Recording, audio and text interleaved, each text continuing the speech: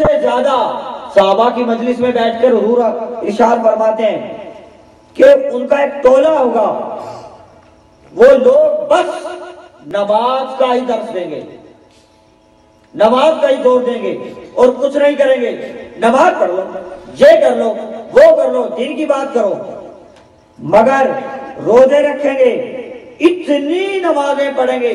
صحابہ اکرام سے ارشاد فرمایا تمہاری نمازیں بھی ان کے مقابلے میں، اس کے مقابلے میں کم رہ جائیں گی۔ وہ اس شخص کی نسل کے لوگ اتنی زیادہ نمازیں پڑھیں گے کہ صحابہ اکرام سے ارشاد فرمایا تمہاری نمازیں بھی ان کی نمازوں سے کم دکھائی دیں گی، اتنی نمازیں پڑھیں گے، مگر ایسا ٹولہ ہوگا لیکن وہ دین سے بالکل خارج ہو جائیں گے اتنی نمازیں پڑھنے کے باوجود۔ کیوں؟ کہ وہ بے ادب گستاخ ہوں گے، ان کی نسل ہی نسل در نسل، نسل در نسل حضور کے ذکر سے جلیں گے اور حضور کے پیار میں نہیں ہوں گے، اور صرف نمازیں پڑھیں گے مگر دل اور روح اور جسم عشق مصطفیٰ سے خالی ہوگا۔ حضور نے اپنی زبان مبارک سے خود فرمایا، اتنی حدیثوں کا ریفرنس دیا ہے، آگے سن لیجئے۔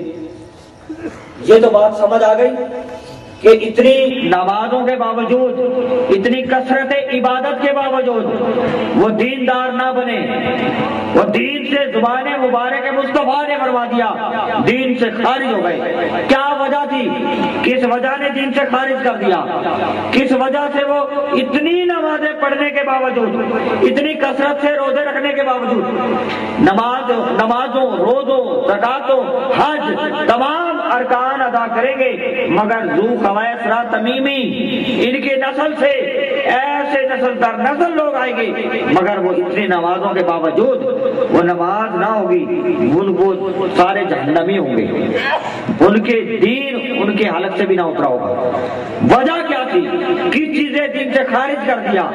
بنے ہوں گے مسلمان ایک لمحے کے لیے آقا علیہ الصلوۃ والسلام کی گستاخی بے ادبی کر دی، جس کی بنا پر وہ دین سے خارج ہو گئے۔ اس کے مقابلے کے اندر اب بات سن لیجیے، اس کے مقابلے کے اندر کیوں کہ ان کا دل محبت سے خالی تھا، اور بندہ محبت کرے تو کبھی بے ادبی نہیں کرتا، بندہ کبھی محبت کرے بے ادبی نہیں کرتا، اس کا دل محبت سے خالی تھا، کثرت نماز بچا نہ سکی۔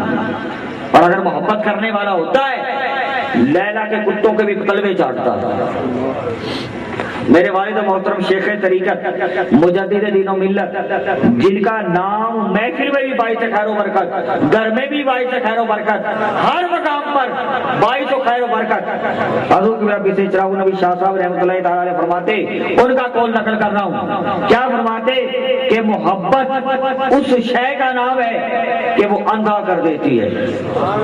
یہ میرے والد محترم شیخ طریقت فرماتے، ان کا قول نقل کر رہا ہوں کہ محبت اس شے کا نام ہے وہ اندھا کر دیتی ہے محبوب کے ہر عیب سے دیکھنے سے، اور بہرا کرتی ہے محبت میں ہر عیب سننے کے لیے۔ اگر لیلا کالی بھی تو ہو، کالی بھی ہو، مجنوں کے لیے وہ گوری ہی نظر آتی ہے، آپ فرماتے تھے، اور وہ روشنی سے بھی روشن تر نظر آتی ہے اگر اس کی آواز سخت کرخت ہو، لیکن محبوب کو محبوب کی آواز لاکھ سرود گداز سے زیادہ وہ کرخت آواز سریلی دکھائی دیتی ہے، ترنم دکھائی دیتی ہے۔ اگر تعظم اور ہر شے سے اور محبوب کی شکل سے بڑھ کر اسے کسی اور شے میں خوبصورتی نظر نہیں آتی۔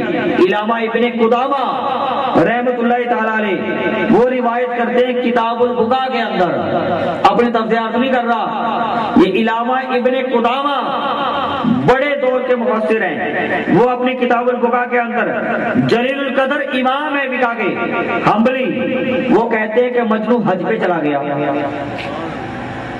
مجنوں حج پہ چلا گیا، دوران حج حجام میں سے کسی نے اپنی بیوی کو آواز دے دی، دوران حج کسی نے اپنی بیوی کو آواز دے دی، بیوی کا نام لیلا تھا، اس کی لیلا نہ تھی، کسی کی بیوی کا نام کسی کا بھی ہو سکتا ہے، کوئی نام وہ ایک ہی تھا، اسٹامپ پیپر نہیں ہو گیا، ٹھیک ہے نا، اندر فرق ہوگا، باہر نام تو بے شک کئی ہو جائیں، ٹھیک ہے نا.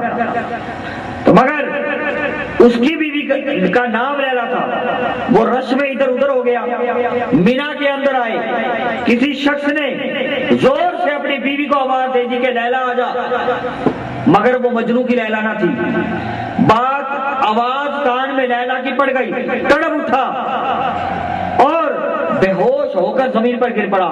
لوگ اٹھا کر مینا میں خیمے میں لے گئے مجنوں کو خیمے کے اندر لے گئے اور کہنے لگے کہ کیا ہو گیا. دیکھا لیلا کا نام سن لیا، پانی ڈالا اور وہ تر و تازہ ہو گیا. وہ صرف نام سن کر اپنے محبوب کا طرف اٹھا. یہ کیفیت نہ ہو، اگر یہ کیفیت محبوب کے محبت میں عشق میں نہ ہو تو وہ محبت صاحب محبت نہیں بن سکتا.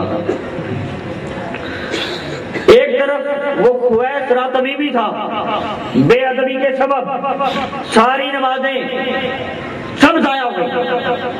وارد کر دیا اعتراض آقا علیہ الصلوۃ والسلام کی بارگاہ کے اندر، ضائع ہو گئی، تمام نسل برباد ہو گئی.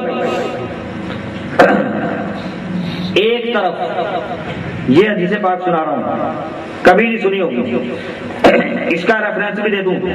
کتاب الحدود صحیح بخاری اور صحیح مسلم سے میرے پاس گھر موجود ہے، نوٹ کر کے لایا ہوں. صحیح بخاری اور مسلم شریف کے اندر سیاستہ کے اندر حدیث ہے. حدیث کیا ہے اور راوی کون ہے؟ حضرت سیدنا عمر فاروق رضی اللہ تعالیٰ عنہ. ایک شخص تھا حضور کی بارگاہ کے اندر جس کا نام تھا عبداللہ. آقا علیہ الصلوۃ والسلام مدینہ پاک کے اندر رہتا، بہت سخت کبیرہ گناہ کر دیا شراب پی کر. اس شخص نے سخت کبیرہ گناہ کر دیا شراب پی کر. مولوی بتائے گا ایسی حدیث، پہلے بتا رہا ہوں، عشق سے خالی ہوں گے تو نہیں بتائے گا کوئی. حضرت سیدنا عمر فاروق رضی اللہ عنہ بیان کرتے ہیں، ایک نام تھا عبداللہ نامی شخص. عمل میں خرابی یہ تھی، شراب پی کر گناہ کرتا تھا. اسے آقا علیہ الصلوۃ والسلام کے دور کے اندر اس قانون کے مطابق کوڑوں کی سزا دے دی. حضور نے کہا اس نے گناہ کیا ہے، شراب پی کر گناہ کبیرہ کیا ہے، کوڑوں کی سزا دے دو. گناہ جو کر لیا سزا دے دی. اس نے پھر گناہ کر لی شراب پی کر، پھر اس پر کوڑوں کی سزا وارد ہو گئی، پھر سزا دے دی. تیسری مرتبہ پھر گناہ کر لی، پھر کوڑوں کی سزا ہو گئی، پھر اسے سزا دے دی گئی. شراب پیتا، گناہ کبیرہ کرتا.